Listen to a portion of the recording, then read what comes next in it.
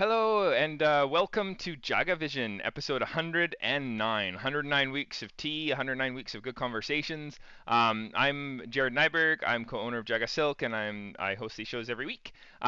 We have lots of stuff you should check out if you're just watching today for the first time. Go to our YouTube channel, youtube.com/JagaSilk, and you can go and walk through memory lane, and you can see some great talks with folks from origin. We've had farmers on from Japan and China and India. We've had some great ceramicists on. We've had some amazing tea shop owners. We've had some really inspiring individuals join us. We've also had a lot of teas. So if you want to see how we've been making tea on the show, please join in. Again, you can go back in time 109 shows. So there's lots to.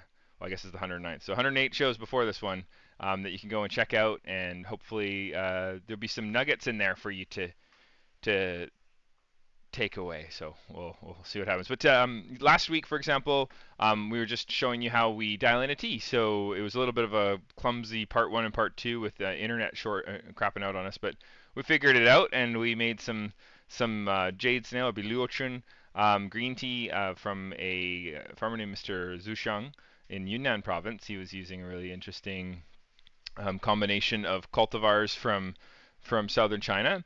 And then today I have a guest on who is a dear friend of mine. He's one of the owners of I'm going to bastardize the name. It's French. Le Simple. He's going to correct me. And we met quite a number of years ago. I visited his space in Quebec with Mew. We had a fantastic time. We're just super inspired to know Charles. But without further ado, Charles, are you on the line? Are you there? Yes, I'm there. Okay, amazing. Okay, so welcome to. I guess this is your. What is it? What would this be? I guess the third time we've been on the show, or no, second time on JagaVision. You were on the tea festival Yes, before. Yeah. Okay. Sweet. So yeah. Well, welcome. And I thank guess you. so you're just if you want to tell people a little bit about Le Simple, or can you pronounce it Yeah, for me? yeah. Le simple. Yeah, One le simple is Le is Simple. Okay. le simple. So le simple, we would translate it to the simples. So Okay. it refers in French to the medicinal plants, and it refers back to a time where medicinal plants were the simplest form of medicine. So that's the medicine before it's transformed into something more concentrate or extracted into a more potent alkaloids to use medicinally. So the simplest form is the actual plant itself, and we are organic farm, organic medicinal plant producer, a Hmm. herb farm producer, or herb farm, we would say in English. Yeah, yeah. Yeah, Tisans. yeah. Sweet. So we grow our plants and we dry them and we use them for mainly for herbal teas, but we also do extraction in alcohol as well as in vinegars You do and a vinegar extraction. yeah, Oh, in very cool. glycerin extraction too. Cool. Okay. And I mean, you've, it's been awesome to taste some of these. I know that you've, when we visited you, and also just with some back and forth, you've sent us some of your herbs, and I'm always just so amazed at how carefully they are harvested. I mean, the flowers are like perfectly intact, and there just seems to be such a wonderful chi. Like there's such an incredible amount of care and intention that goes into these harvests, and it's really beautiful. Do you want to talk a little bit about like how you guys harvest and how you dry Sure. those herbs? Totally, yeah. We do all by hand. So and we are usually a team of friends and how do you woofers, people Okay. that come Yeah. and work in exchange of a place to stay and some food. So we use more hands to successfully pick enough plants so that it's worth to do the work. But we all pick by hand, and we dependent it depends on what is the shape of the plant that we will be picking. But we usually use a pair of scissors and we with some uh, piece of cloth in which we put the plants in, and we sit with the garden or beside the beds, and we go along and we select with our eyes. We are very careful to select the good quality plants that we want into our bulk plants production. Very cool. Yeah, and you were also so you're actually I think the person who introduced me to giant hyssop or anise hyssop, but you also I guess you have some tulsi. Do you do tulsi? I know you do ashwagandha. Um, Yeah, yeah. and what are some of the herbs that you guys harvest? Yeah, we have a couple of different. Now we have a different kind of holy basil. So we have the one that that we usually find Right. on the market, but we now grow two other kinds that are purple, and they have a more clove-like flavor in it. But it's a really nice complex blend of aromatic oils. We have another basil that come from the Tanzanian island, Zanzibar, and that has a taste like lemony lime.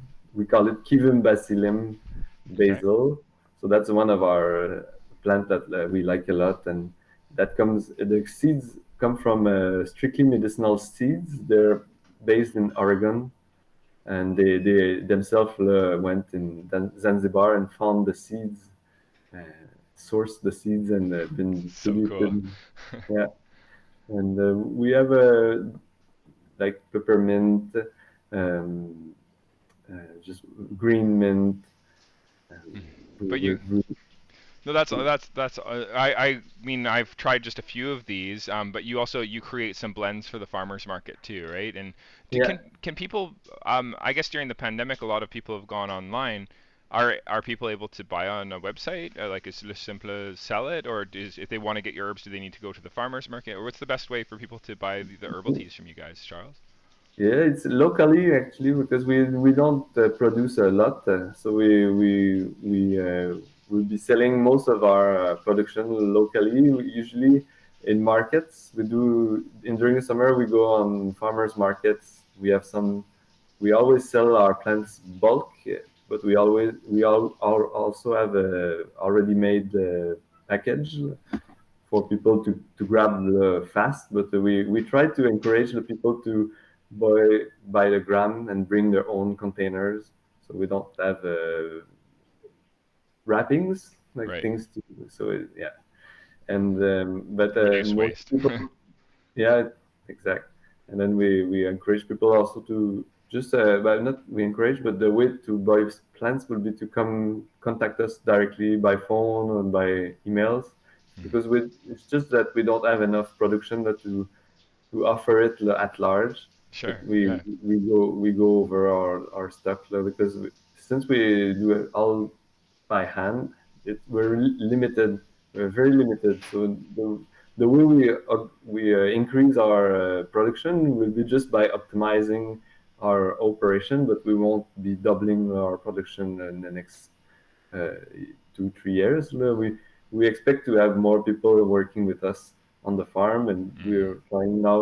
we're thinking about uh, having a cooperative way of working Oh, instead of business. So that's we will be interesting. Yeah, having. cooperatives are their own. Yeah, I mean they offer their own, I guess, pros and cons. The Mhm. nice opportunity to work with other people that are like-minded and can Yeah, hopefully yeah. share a sense of ownership in the process. But I guess the con is if you bring on team members that aren't super enthusiastically working hard. And then it can be, a distribution of labor. But I've always been fascinated by the concept. I think if it's done successfully, it could be a really beautiful Mhm. thing. Yeah, Yeah, that's something we were thinking about these times. yeah, just kind of That like setting for that the up. Yeah, but not for right now. Maybe in the next in 5 years from now. There you go. Um, Okay, yeah, awesome. yeah. And then, but I guess the pandemic must have been really a challenge to kind of get through. Less woofers, I'm sure. But Not really. We don't usually have lots of people that apply to come and work with us, but we it's usually really like-minded people. Then it's been really good. Like it's been fine. Like cool, no, we've been a bit out of the hot areas about with the pandemic, so it's been going well here. cool. Things that always come a bit like later. There is a lag between what happens in the city and what happens in the countryside. So Makes sense. we got the virus a lot later, running in the community. So we were not affected as much during It was like when staggered. yeah, yeah, exactly. Yeah, But so no, it's but you been good, and the working in the garden, working outside also makes us less affected, less vulnerable to the contamination or to propagation. So it's we've been feeling pretty much safe and living normally. must be very therapeutic. I've been Mm. I've been watching a lot of documentaries on just well, with Mew actually, about just resuscitating planet Earth, and some really interesting rewilding projects, and been watching some stuff on like wild animals that are super interesting for bringing about positive change. Like, I don't know if you knew this, it's totally off topic, but beavers, when they set up the river systems, when they like put their dams in and then they create all these ravines and stuff. I didn't Yeah, know this, but apparently, and this makes sense, but they can actually create entire landscapes that are super well protected against drought. Isn't that cool? right. Like, and also really well protected against wildfires. So Yeah, how we have all these, like, they talk about how we don't have good forest management processes anymore. But one of the cool things, this is this thing on PBS was talking about, is that we should have we should have the more beavers, because they would help with managing forest fires. And I thought that was that's so awesome. We just need to sort yeah. of like, there's a, I guess why it comes into my mind is when I was visiting your space. And I think you said to me, you said, Jared, you'll understand, you and me will understand. We live like kings, right? It's very, because it's so beautiful. Because like you have a beautiful land. You have, I remember having the sauerkraut that you made. I remember seeing Mhm. the distillery that you had for creating these really amazing aromatic beverages. You had this just just such a meaningful setup that we came away from it just so inspired. And I guess it connects those dots in my head where I'm just like Yeah, looking at, yeah, a lot of thought right now, going into just how to put forward a really meaningful path, So I take great inspiration from hearing about the work that you're doing, Charles. It's really cool. yeah. But It, we met over tea, really. We at the yeah. tea festival back in, a million years ago, right? When I think there were dinosaurs and all sorts of fun things. Yeah. Yeah, right. Okay. um, but I thought Camellia sinensis. So Camellia sinensis, you seem to have a fascination with it as well, and Mhm. a passion for it. And it's one of the things that you did for us when we were in Quebec, was you made us a beautiful Darjeeling in your car. You brought a thermos, and you brought like a beautiful kyusu. You made it in a Japanese kyusu, this Indian tea. And Yeah. then you had your cup, and it was in, I think it was in like just a protector bag for since then, we've been so inspired. And whenever we go on travels, we bring delicate ceramics and delicate cups, and we're like, it's so surreal to have this situation where you're on a ferry, or you're in a busy airport, and then you just pull out your like delicate ceramics, and you have this amazing Yeah, tea yeah, experience, right? yeah. So, A camera bags are good for delicate ceramics. right? Yeah, that's it. There's your teapot. Is it the same one, I wonder? I don't know if it's the same one. I don't think so. I think I crumble the one that that happens. Sometimes I feel it and I put my hand on my bag and it got And crumbled. oh, what can you Yeah, do? What can you yeah, do? yeah. That's life. That's what happens when you bring it all around. But it lasted a good 6 years. So Nice. such a cushion bag, so Well, you can bring it we in the have garden. cats, so we have a very I like to tell people we have a very zen connection with our ceramics. I remember one time where we had a bunch of beautiful things on the windowsill on display when in the early days of having cats. And one of our lovely companions decided that it was a good idea to go and sit on the windowsill. It makes sense, Yeah, cats do that. But he yeah. decided to achieve this result. He needed to It's drop all of the ceramics onto the ground and smash all of them. It's a heartbreaking. but we figured it out. Yeah. Yeah, And then, anyway, we're good. You know, and these days also what we've been doing is we've been bringing delicate ceramics into the mountains.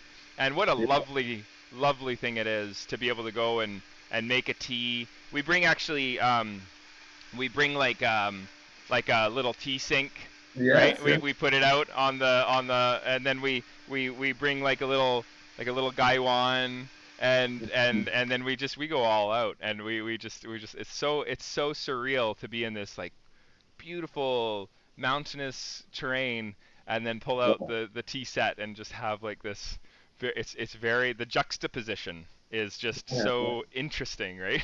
yeah, yeah. It's There's like when almost a ridiculousness to it that is so fun. Yeah. yeah, exactly. And when you get the delicate ceramic out Yeah. in such a context, it also it disposes us in such a way mentally, in emotionally, like we begin more posed. Like, okay, like there is a cut between the daily life that what it makes. We get the ceramic out in the garden and we sit for a while and the tea has its effect. I've stopped drinking tea, or I almost didn't drink tea for a few months. Then I began to drink some more again since the Japanese harvest came in Mm. Canada, and I found the effect of tea like in such a new perspective. Mm. It's Yeah, interesting to take a pause. I haven't taken a long pause from tea, but I also drink and enjoy a good coffee. But when I take a long pause from a coffee and I come yeah, back to it, I'm always kind of fascinated by just the effects that are there that I don't think we're as aware of hmm when we're drinking it daily. Um, yeah, I'm gonna start the mill while we're talking. I figured it might be cool to as you well know, I mean those watching we're pretty focused on matcha, and I thought it'd be cool yeah, to yeah, show Charles and the viewers how we set up our mill in the morning. So I have a camera set up next to the mill. I yeah. don't know if we need me on the camera here. Let me see what I can do. I'm gonna. Okay, so can you can see me okay? Yeah. Okay, okay. So here we are. We're gonna start the mill. So how this works, Charles, is you can see this can you see that okay? The grooves here. Yeah, I So see. the grooves are kind of mimicking the stone grinders Yeah. that you see on the um, that you see on the traditional mills. But what's cool about this mill is that there's I have water that's running through the top and the lower plates. Yeah. Yeah. Okay, and then what that's doing, of course, is it's chilling them because there's a lot of friction um, here, let me. There's a lot of friction um, that Okay. that builds up when it's spinning. And when I turn it on, right, it's just gonna spin like this, right? Yeah, yeah. And then it's gonna grind against this top plate here. And what's gonna happen, of course, is I'm gonna fill from the top, where are we? From here, and it's just gonna slowly distribute down. And there's this kind of aftermarket piece we got that lets us control the how fast the tencha falls onto the plates. Yeah. And something we also do is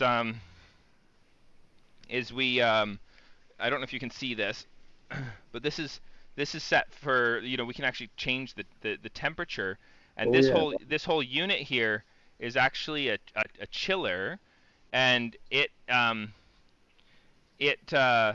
runs a line to the plate, so we can actually have control over the temperature of the Wow. water, and we can change it by the degree. This is in Fahrenheit. I can't figure out how to get it into Celsius, so Hmm. I always have to. I'm just terrible at remembering what that means, but um, Yeah.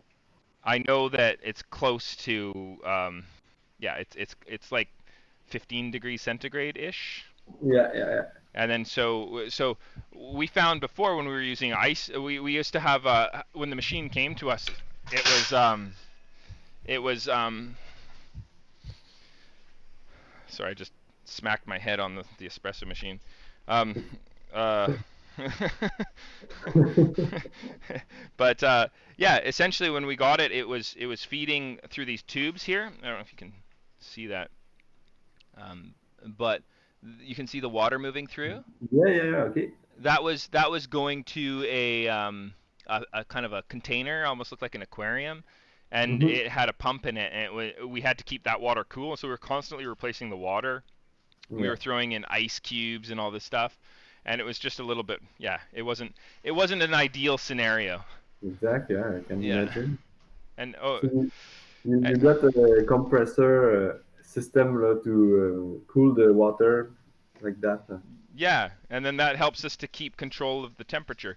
And what's kind of cool is Yeah. that by we found that different cultivars in different regions have different requirements. And I don't know if you've seen this. Maybe you saw it on the tea um, festival, but we have a tea roaster too.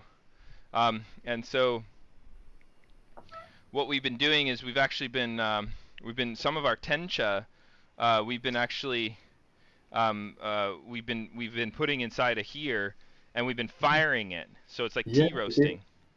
Yeah. And then I think you might have seen this. We were probably talked about this when you were on the tea festival No, I show. didn't see it. It's the first time I see it. Okay, so we get to it's we got it from a company in China that's like a manufacturer of tea manufacturing equipment. Yeah. Um, anyways, one of the farmers we work with in Fukuoka is very good at finish firing, and he was able to kind of give us some thoughts on how to use it. Like we have to set Wow. the rotations per minute, because like how fast the drum is spinning is going to affect how long the tea is touching the sides of the Right. drum, right? And when it's hotter, obviously, there's more room for damage to the leaves. So really, Yeah. they don't call this roasting, they call it finish firing. In Japanese, it's called Right. hiire, Okay. and hiire. And I didn't know about this process for a long time. And we've been doing Japanese teas for a long time, but I didn't know that sencha, in most regions, is finish fired. Well, yeah. Well, yes. I read about that a couple of years ago. Yeah, I kind of I figured that it was like part of the, like, once you got the tea, I guess, out of the factory. I thought that it was finish fired at that point, and that what the farmers had was like a finished product. Hmm. But a lot of the times they have aracha, or rough tea, and that rough tea gets further separated, and then before they sell it, or before they kind of like throughout the year, they do a finish firing process, and they can actually change the roast curve, or Yeah. the kind of the temperature that they use, Yeah. to Wow. accentuate different flavor dynamics depending on the season. Isn't that cool? Wow. Amazing. Eh? Yeah, so they're like, you know how we have there in Japanese tea there's shincha and there's Oui. sencha, and oftentimes we tell ourselves shincha is just really close to the harvest, and Yeah. therefore it's called shincha, but maybe later in the year that same product suddenly the name changes to sencha, Right. Okay. right? The Um, same. Okay. I didn't know. yeah, it's the same thing, but the big difference between them really is actually the roast curve. It's the Okay. same it's the same aracha, but when they Mhm. finish fire it for shincha they'll often be lower like 88 or 90 degrees centigrade Right. for the final temperature, whereas for sencha they're getting closer to 98 or 100 degrees centigrade. Yeah. Yeah. Okay. Okay. And you get a little bit more fire in the flavor. You get more of that Maillard reaction, right? Yeah. And Yeah. That's it. you can taste that caramelization. Anyway, I'll bring you back to the mill. Yeah. Yeah. Wow. That's very interesting.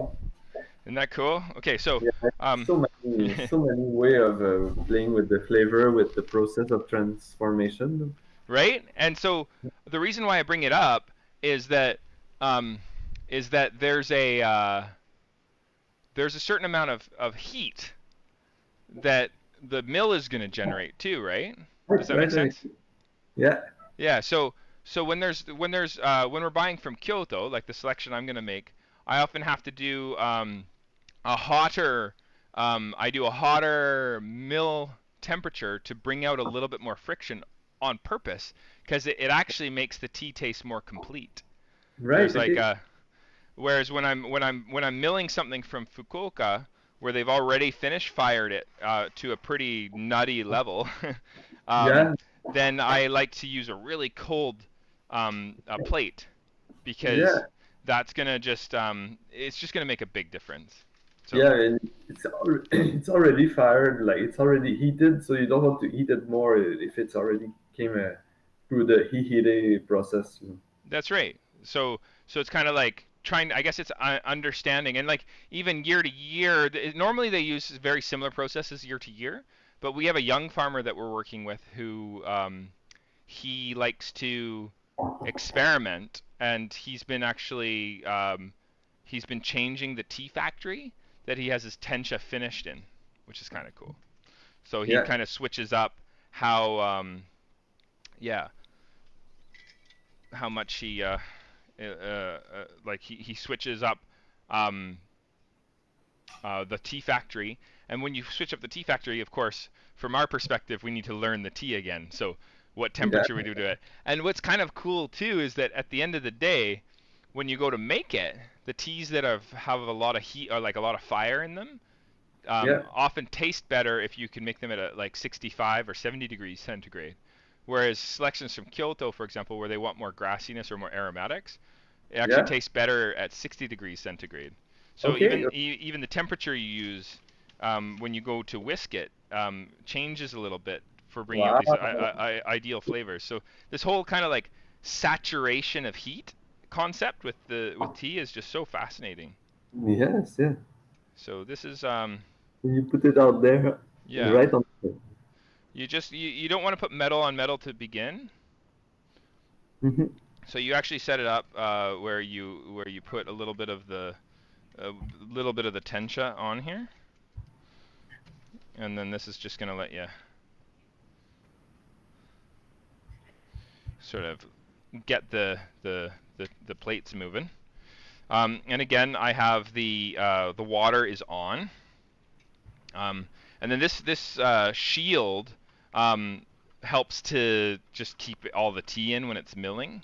But when I Yeah. drop it down, if I don't make room for this post here, I've broken these shields before. So Yeah. it's this is quite heavy. Like if you wanted to actually move this unit, it's Yeah. uh That's it's quite a heavy unit. wow. Yeah. So then That's a meal from Japan or from. it is from Japan. This is from a company called Terada. We have another one actually right here from a company called West. This one is a little bit easier to use, but I find that it's not as industrial. Right. So I just don't get as much. I don't get the same texture. It's easier to get a finer texture out of this one. I kind of Yeah. have to overclock the West to get Okay. a nice flavor out of it. But what's nice about it is that I can control the rotations per minute of the plates, Okay. whereas this one it's just on and off, and I've kept it's at 82 I think or 92 rotations per minute, whereas a standard Okay. mill is one rotation, sorry, 60 rotations per minute, so one rotation per second. So Yeah. both of Yeah. these mills are already milling a lot faster than a traditional granite grinder, Yeah. and Yeah. I think between us, I really wanted a granite grinder because I felt that I'm really Mhm. into traditional stuff, and I wanted it to be more of a classic approach, but I just, yeah, it's 40 grams per hour, right, for the Yeah. traditional ones, and this Yeah. one, That's not much. and this is I can get a kilogram every hour and a half, and I would never Yeah. sacrifice, in my head anyways, if I could taste a huge quality drop by moving to this instead of the granite grinder, I would Yeah. go granite all the way. But Yeah. after kind of really playing around with this and finding kind of the sweet spot, we Exactly. found that we can create some pretty yummy tea. Yeah, Um, that's a process of understanding the principles and starting from a crafts um, technology, like to going to more precise, efficient, but using the same principles. That's an interesting process. I would say.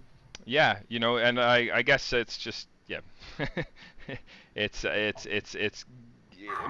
you. Yeah, I'm always asking myself though what it would be like if I did have the yeah, The, the like the what is it called, the if I did have the granite grinder here too and play with that, it'd be kind of interesting. But Mhm. Yeah, I do love the control that I have over the temperature for this. Like I yeah, really do appreciate that a lot. Okay, so what I'm gonna do is I'm going to yeah. Let's I'm see that. yeah, I'm gonna. So this is a magnet that I'm gonna put in it as well, and it's like a super powered magnet, and Okay. to bring it over from Japan, it was quite crazy. It had to be like certified by the government and stuff because to go on the plane is kind of crazy for magnets, and it had to be in like a special metal box. And it was kind of next level. I felt like I was like in a spy film or something. Um, Yeah, yeah. but anyway, this is a super powered magnet, and what this is it's gonna remove any metal that might be in there from it's a farming practice, and there's stuff that can get in there even though they're careful, and this is just gonna Yeah. remove those pieces so that it's not gonna damage the plates, because Oh, wow. the Mm. plates yeah, are more expensive than my car. And do you find sometimes little residue on your magnet? Yeah, every once in a while I do find it. Yeah, Yeah. I'm not always sure that it's metal or if it's just a result of static. Hmm. But I'm glad that we have it. You know? Yeah, yeah. I understand why you had that. That's interesting. Yeah, yeah. So, Okay. hold on one sec. It's kind of. So what I'm gonna do next is I'm gonna use one of these guys. This is just a kind of a bulk pouch that we're gonna use, and Hmm. Yeah. this is gonna help me to um, to just mill into one thing so that I can yeah, I'm gonna mill into one thing so that I can then pack this down later. So this is something that we can mill for storage. We often mill, especially for the higher quality. Like we used to get these milled for us every month, right? So Yeah. I we try remember that. we try to make sure that we're not, you know, going for a process that's going to be worse than that, Hmm. if that makes sense. So we want to make Yeah. sure that we're only milling enough that really lasts us a month. So I do for these ones about 500 grams. This is we're gonna do an eagle. So part two of this conversation, Charles, if Yeah. you're game, is I'm gonna send you some of what we're about to mill in the mail, and then next week on Thursday, um, would love to drink it with you. Yeah. I would love to. Okay, That's cool. great. Okay, so I don't know if you saw the Tencha. We did a little bit of a close up, but that's what it looks like. in the Yeah. bowl there, and that's the devein. So there's ara ten. I was talking about ara cha for sencha. There's Mm-hmm. also ara tencha for um, for matcha, and I kind of actually have some. Hold on one sec. Um, and Mew says hi, by the way, just so you Hello, Mew. know. Okay. So this is um, where are we? So this is a different farmer's work. So what you're seeing in the bowl is by Fujioka-san. Okay. But when it's in its ara state, there's still Yeah. a little bit of stem, although it's been dried flat. And I wish I had another plate I could put it in. I know, I have a couple bowls. I used to have a bunch of these metal plates, but I can only see oh, one of them right now. I guess I just gotta wash some. They're all dusty. Okay. um, so side by side, that's the ara, and then this is the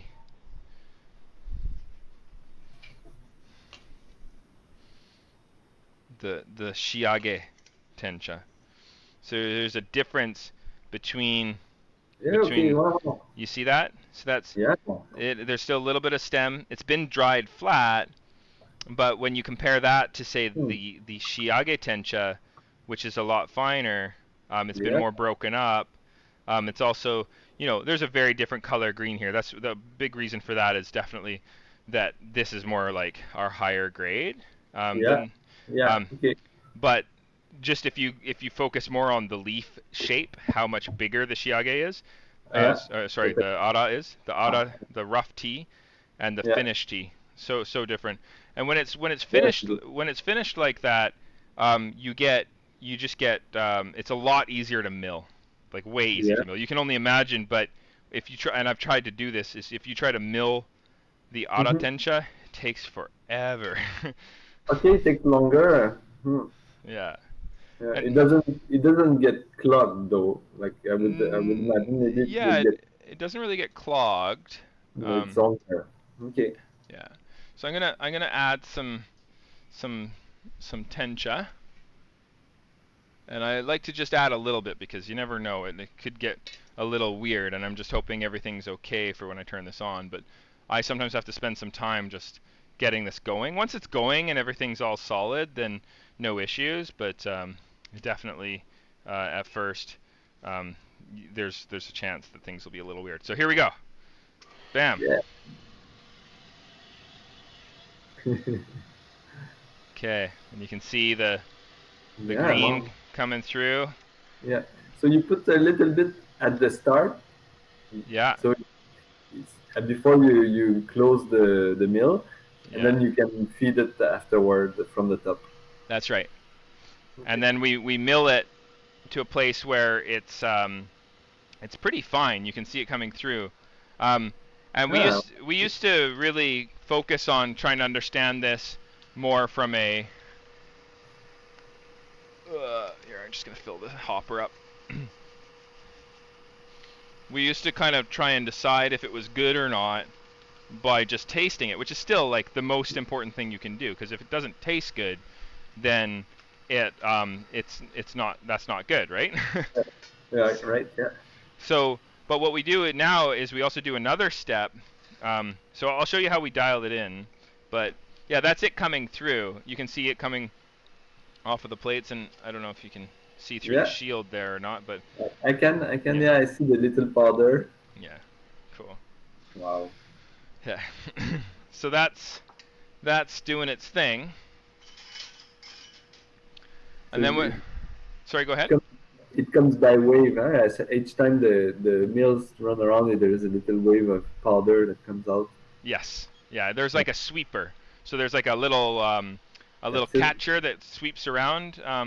You can see it. Everyone see it in the screen there. That's it. That's it. Okay.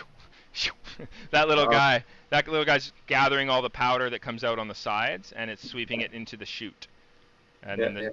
that's how the process works. And then just to kind of get a sense of how long this takes, we always set a timer, and then we have a chart where we manage the temperature of the water, Yeah, and we manage all of this information so that we can learn from previous batches how successful things were or yeah. unsuccessful things were. Oh yes, I'm sure you have to keep track of all this if you want to just adjust and make sure you get you get the best out of that.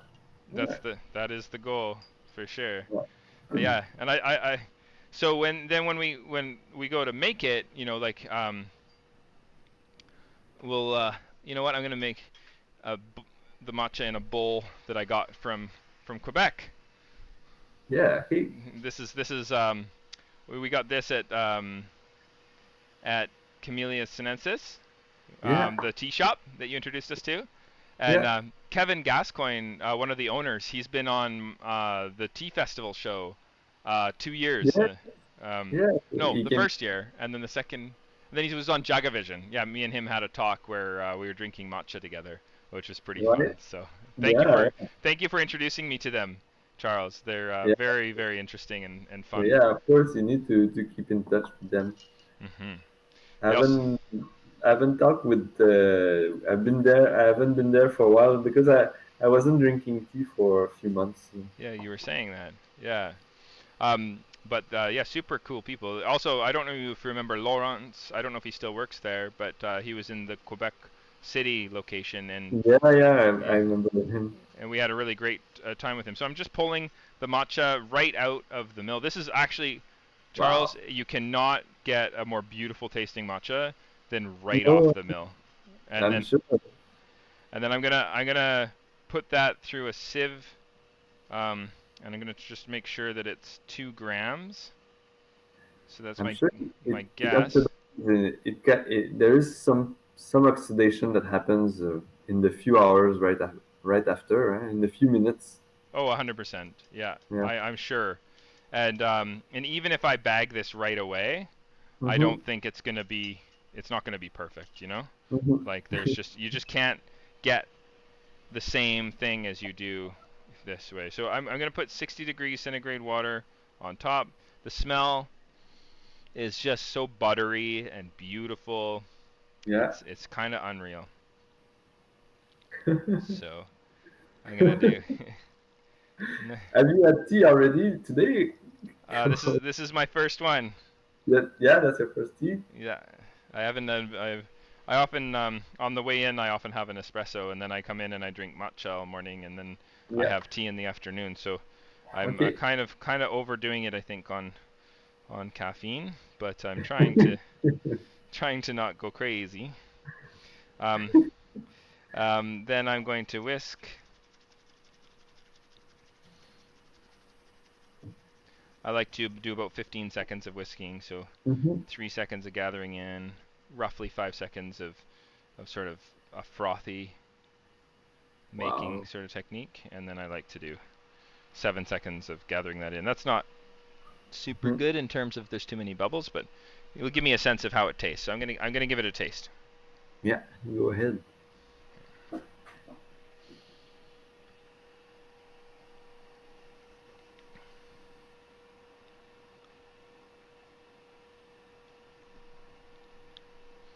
Yeah, it's pretty good. Yeah, it's really good actually.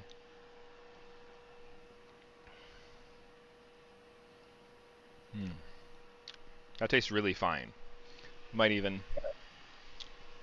but I think I would make it a little bit finer. Just Yeah, yeah. so just from Wow. taste. But it smells really good. And Slowly filling.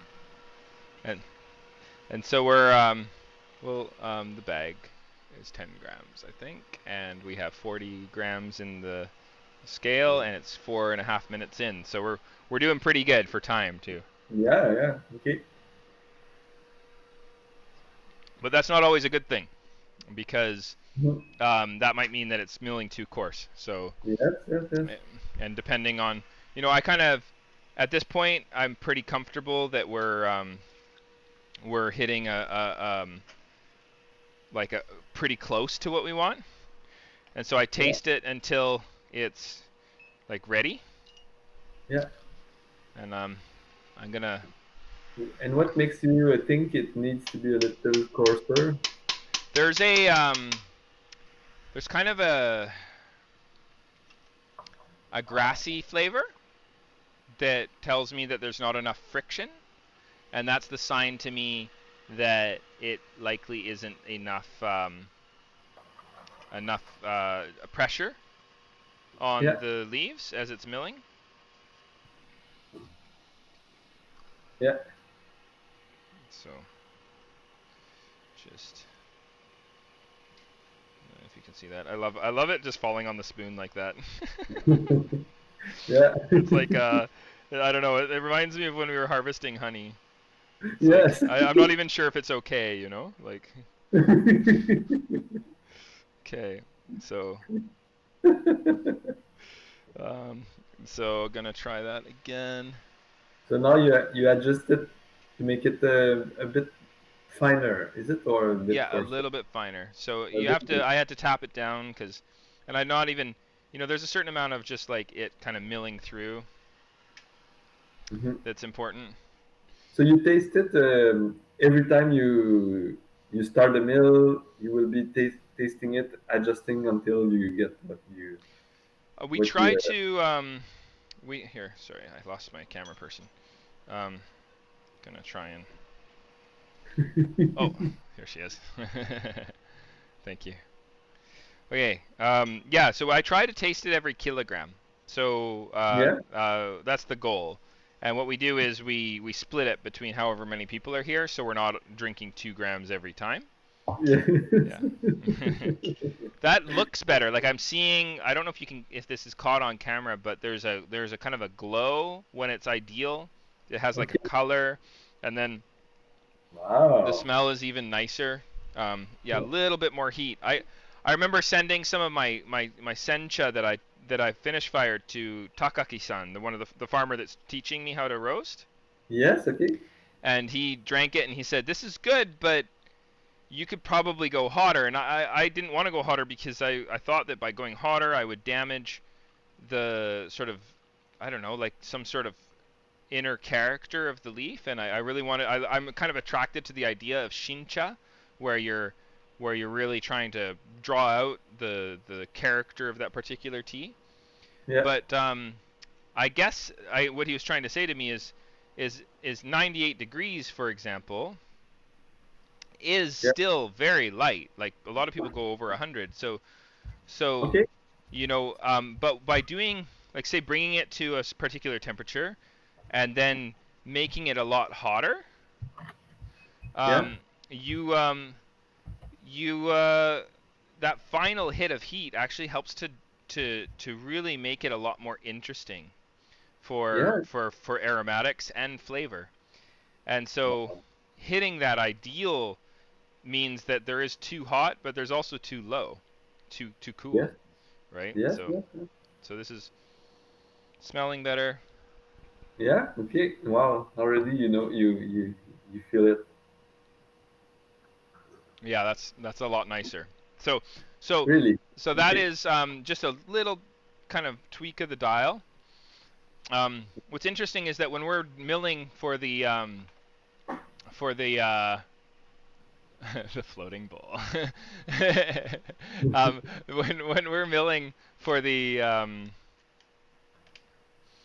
cafe standard, or what we used to call owl, I think back in the day, Yes. Yes. we don't necessarily want to yeah, when we sorry where's let me collect my thoughts. So for the owl ones, it's a coarser grind, Hmm. gives a similar texture because the density of the leaves that cost a little bit less money is going to be a little bit more hard, um, Okay. and therefore they can't be milled at the same kind of setting on the mill. Hmm. So going back and forth. Now it's a very very very subtle difference, and I think that if I did the coarser setting that I had here, it still would have Hmm. been fine. It's just I think this is better. Does that make sense? Yeah.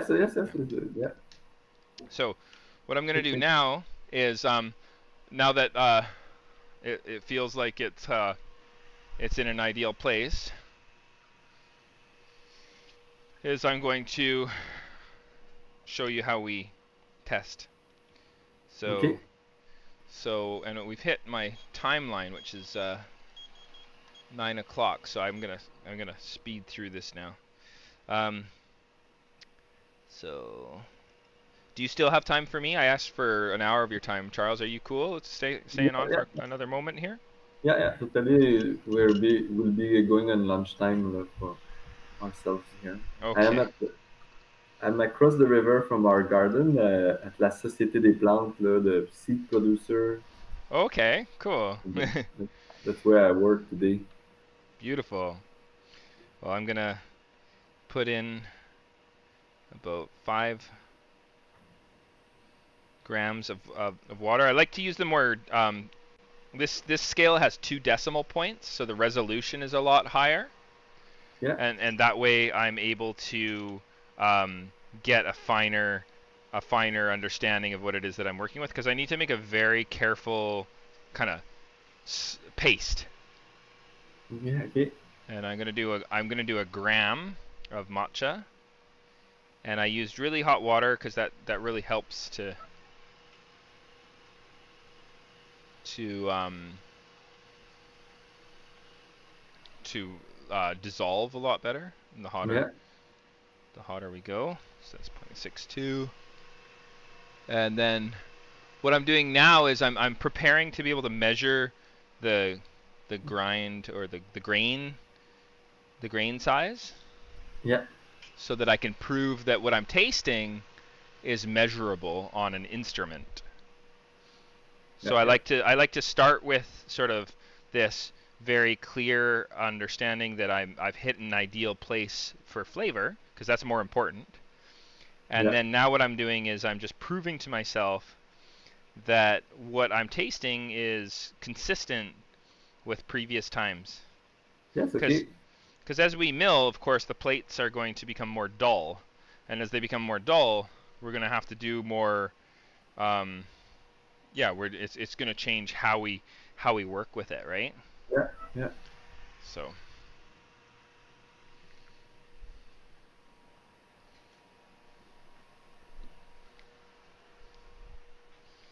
so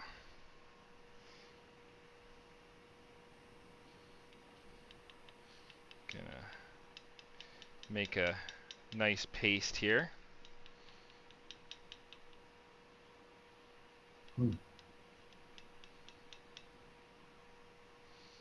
and then what I'm gonna do is I'm going to where it's funny, I have all my tools in a different place for the show, so I'm spending a lot of time searching for things. Okay, I'm gonna put some drops on the top here,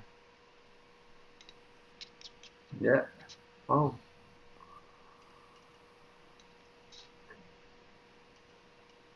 and then what I'm gonna do is I'm going to take one of these heavy bars, and I'm gonna take the sludge paste that I made, and I'm gonna uh-huh. drag it down the gauge. And this gauge is measuring the microns. Yeah, yeah, yeah. So See?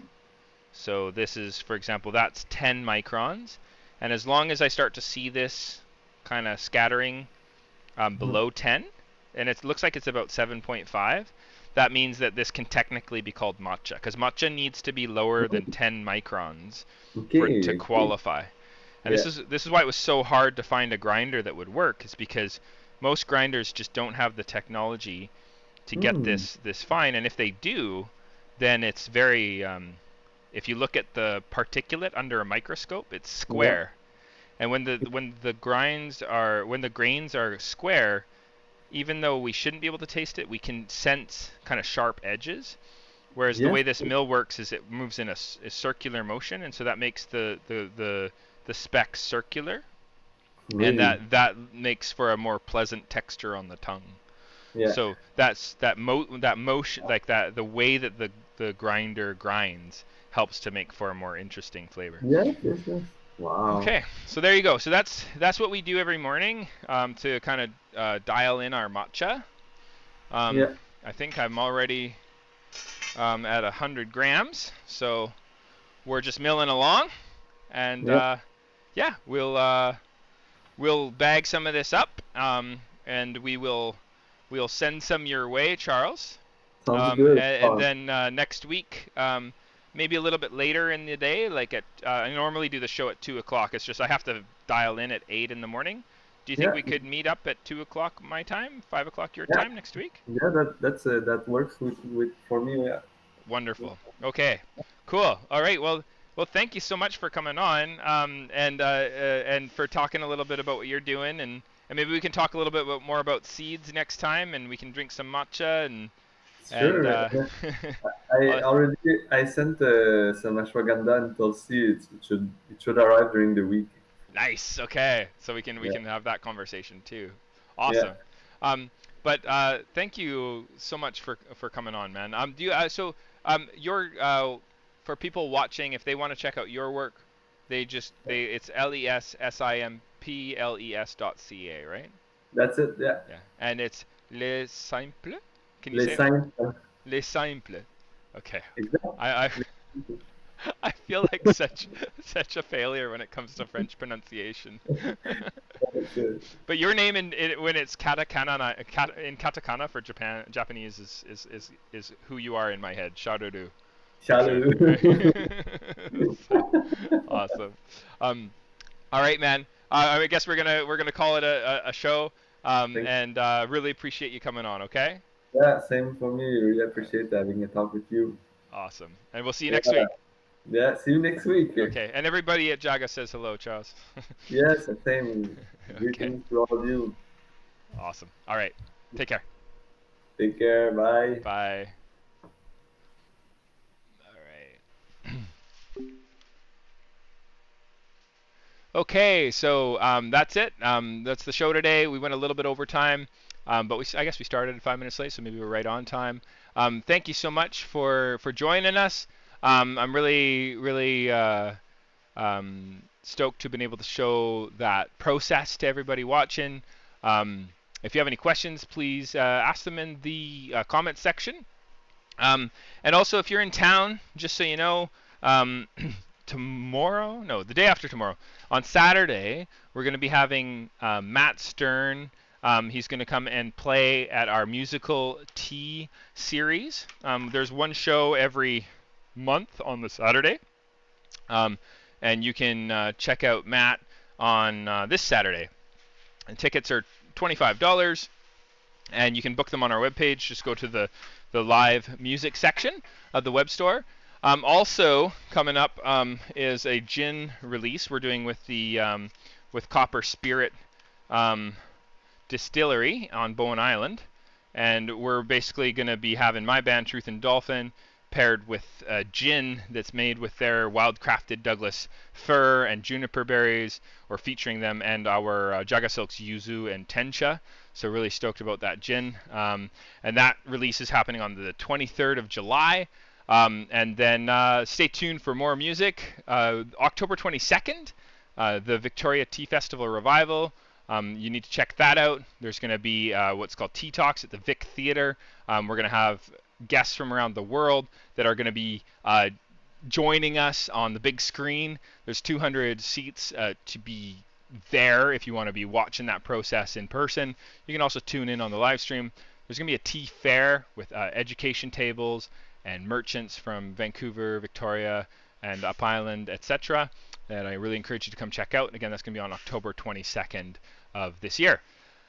That's assuming that these COVID restrictions don't come back. You never know, right? So anyway, huge appreciation. Go to jagasilk.com if you want to grab some matcha. You can try some of the Okumidori Okuda that we milled today, probably as early as next week. And yeah, looking forward to having you on for the next show, which is going to be part 2 with Charles. He's going to be drinking the matcha that we milled together, and we're going to be talking a little bit more about his project that he's doing that has such a meaningful inspiring place for us here at JagaSilk. So thank you again, and we'll see you next week. Thanks for tuning in early today. We'll see you at 2 o'clock, our usual time, next week. Thank you. Have a wonderful day. Oh, and subscribe. If you haven't subscribed and you're watching this on YouTube, subscribe. Hit the notification bell, and then when we go live, you're going to know. So there's benefits. Thanks so much. Goodbye.